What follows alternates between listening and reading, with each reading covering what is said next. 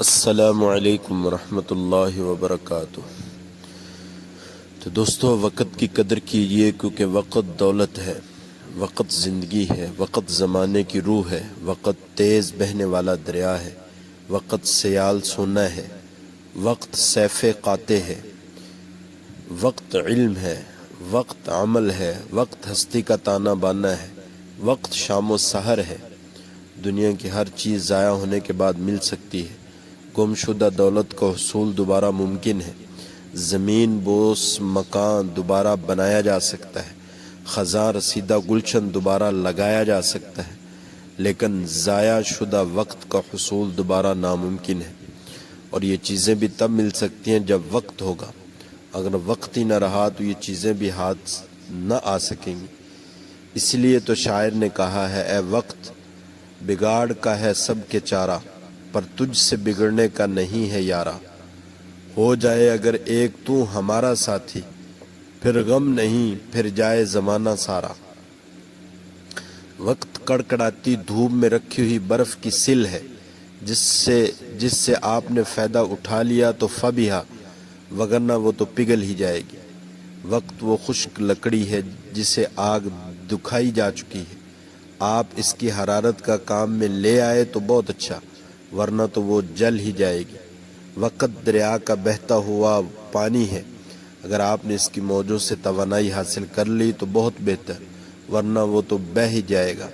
وقت وہ تیز رفتار گاڑی ہے جس پر سوار ہو کر آپ نے منزل تک رسائی حاصل کر لی تو ٹھیک ہے، ورنہ وہ تو آپ کا انتظار نہیں کرے گی۔ بس اوقات چند لمحوں کی تاخیر انسانی زندگی کا فیصلہ کر دیتی ہے۔ ایک مرتبہ ایک بے گناہ شخص صرف اس وجہ سے پھانسی پا گیا کہ اس کی رہائی کا پروانہ لے کر آنے والا قاصد 5 منٹ دیر سے پہنچا تھا۔ ایک زخمی نے بر لبِ سڑک اس لیے تڑپ تڑپ کر جان دے دی کہ ایمبولینس مہیا ہونے میں چند لمحوں کی تاخیر ہو گئی تھی۔ ایک شاندار مکان دیکھتے ہی دیکھتے صرف اس لیے راکھ کا ڈھیر بن گیا کہ فائر بریگیڈ کی گاڑیاں وقت پر نہ پہنچ سکی۔ دوستو، ایک شخص صرف اس لیے ٹانگوں سے محروم ہو گیا کہ اس نے سڑک عبور کرتے ہوئے قدم اٹھانے میں چند لمحوں کی تاخیر کر دی تھی۔ اور یہ صرف افراد کا معاملہ نہیں، بلکہ جب قومیں وقت ضائع کر دیتی ہیں تو انہیں سال ہا سال اس کی سزا بھگتنی پڑتی ہے۔ تاریخ نے قوموں کے وہ دور بھی دیکھے ہیں، لمحوں نے خطا کی ہے، صدیوں نے سزا پائی۔ بلکہ حقیقت تو یہ ہے کہ فطرت افراد سے اغماض بھی کر لیتی ہے، کبھی کرتی نہیں ملت کے گناہوں کو معاف۔ جو قومیں وقت کا صحیح استعمال کرنا جانتی ہیں، وہ صحراؤں کو گلشن میں تبدیل کر سکتی ہیں، وہ ویرانوں کو آبادیوں میں بدل سکتی ہیں، وہ دریاؤں کا رخ بدل دینے پر مجبور کر سکتی ہیں، وہ فضاؤں پر قبضہ جما سکتی ہیں، وہ عناصر کو مسخر کر سکتی ہیں، وہ پہاڑوں کے جگر پاش کر سکتی ہیں، وہ ستاروں پر کمندیں ڈال سکتی ہیں، وہ زمانہ کی زمام قیادت سنبھال سکتی ہیں۔ لیکن جو قومیں وقت کو ضائع کر دیتی ہیں، وقت انہیں ضائع کر دیتا ہے۔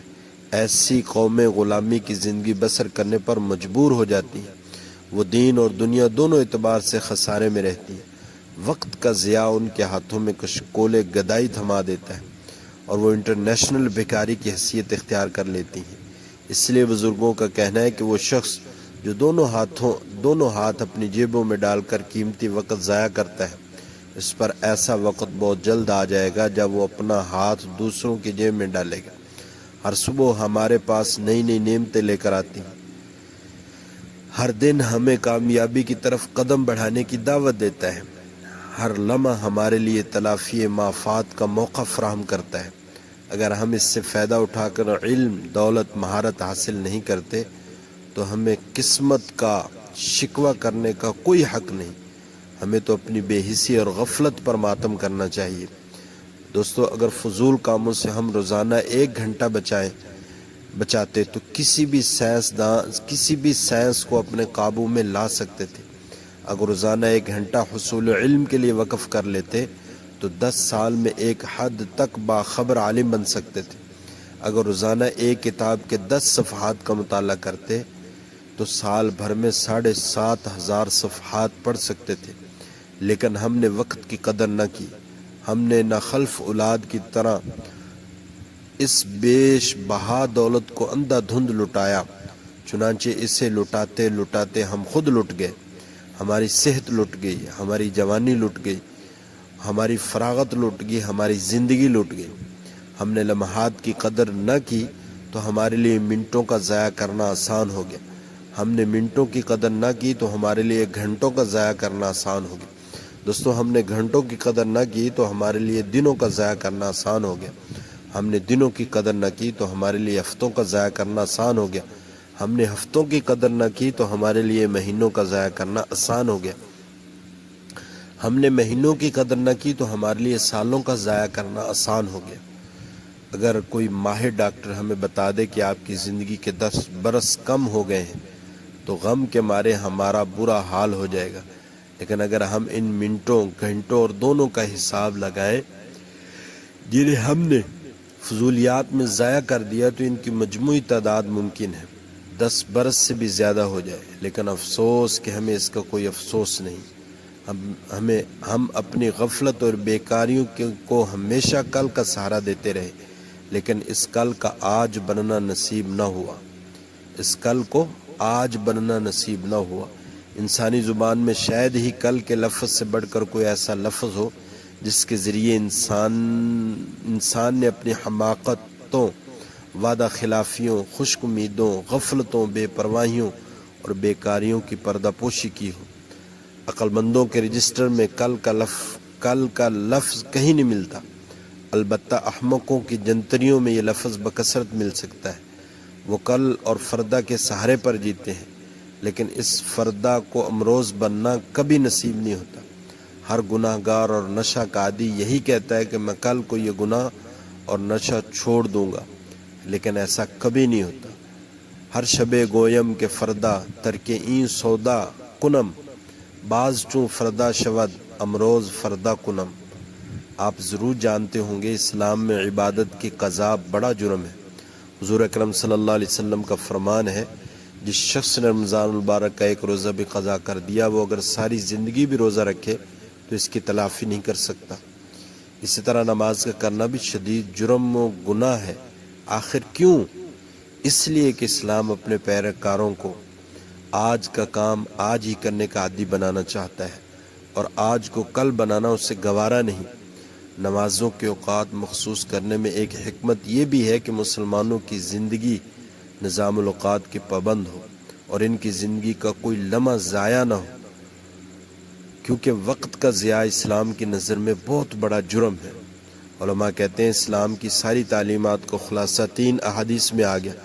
ان میں سے ایک حدیث وہ ہے جس میں حضور صلی اللہ علیہ وسلم نے ارشاد فرمایا، کسی بھی شخص کے اسلام کی خوبی یہ ہے کہ وہ لایانی اور فضول کاموں کو چھوڑ دے اور ان میں اپنا وقت ضائع نہ کرے۔ حضور صلی اللہ علیہ وسلم نے ارشاد فرمایا کہ قیامت کے دن کسی شخص کے قدم اٹھنے کی اجازت نہیں ہوگی جب تک کہ وہ اس سوال کا جواب نہ دے کہ اس نے زندگی کے قیمتی لمحات کہاں صرف کیے۔